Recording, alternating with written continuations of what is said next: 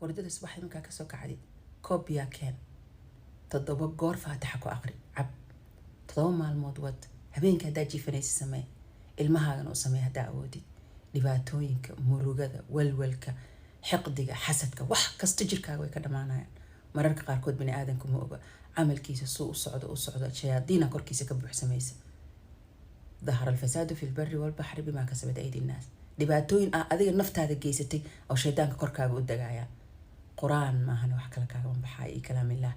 marka inta caawinaad qof ka suuleed ama meesha leegeena ama quraana leego aqrina naftaada adiga bilow qof ka xigta male